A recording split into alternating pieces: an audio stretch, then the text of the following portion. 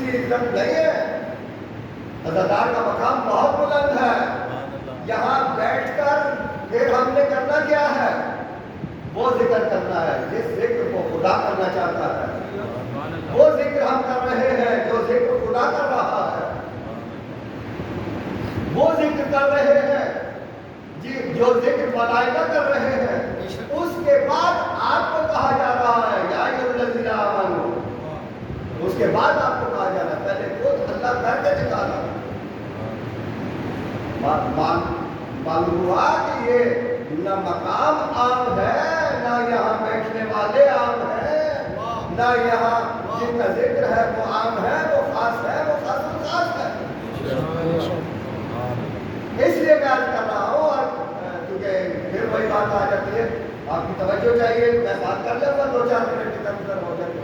ایک تو مجھے راستے میں ایکسیڈنٹ ہو گیا، گاڑی راستے میں ہم نے پوری پہنچایا. تو آپ کی دعا سے آپ کی توجہ چاہیے تاکہ آپ کو میں یہ بات سمجھا سکوں. کل میں نے جملہ کہا تھا کہ آپ محمد رسول اللہ کلمہ پڑھتے ہیں. توجہ ہے؟ یاد ہے؟ کچھ یاد ہے؟ آپ کلمہ کیا پڑھتے ہیں؟ محمد رسول اللہ پڑھتے ہیں. حالانکہ یہ کلمہ ختم نبوت نہیں ہے. یہ کلمہ ختم نبوت نہیں ہے، کلمہ رسالت ہے. بھائی رسالت ختم نہیں. بہت توجہ، بہت توجہ. آپ اس اعتبار سے گفتگو آپ اس سے پہلے میں یقین میرا دل کہتا ہے کہ آپ نے نہیں سنی. نبوت ختم ہوئی ہے، رسالت ختم نہیں ہوئی. میں نے کیا کہا؟ نبوت ختم ہوئی ہے. اور ہمارے اہل سنت پر حضرات جو ہے اس ختم کا مطلب مہر سمجھتے ہیں، جس کو آپ اسٹیمپ کہتے ہیں. عربی میں اس کو ختم کہتے ہیں. یعنی بھائی اگر آپ اس کا مطلب ہمارے بھائیوں کی تفسیر کے مطابق، وہ بھی مفسرین ہیں، ہمارے مفسرین بھی ہیں، اگر وہ اس کا مطلب مہر لیتے ہیں تو مہر کا مطلب یہ ہے کہ اب نبوت جو ہے یہاں پر سٹاپ ہو گئی ہے، مہر لگا دی ہے، آگے کوئی اس کے بعد نبی نہیں ہوگا. ختم نبوت ختم، کوئی اور نبی نہیں آئے گا. اور اس نبوت کا اعلان، اور یہ نبوت جو ہے انبیاءوں میں سے اعلان ہوتا چلا آ رہا ہے. جو لوگ یہ کہتے ہیں کہ ابو طالب نے کلمہ، بہت توجہ، کہ ابو طالب نے کلمہ نہیں پڑھا تھا، میں کہتا ہوں یہ وہ جاہل ہیں جنہوں نے قرآن کی تفسیر کو، قرآن کی آیات کو ایک رٹالائزیشن کو رکھا ہے لیکن سمجھنے کی کوشش نہیں کی ہے.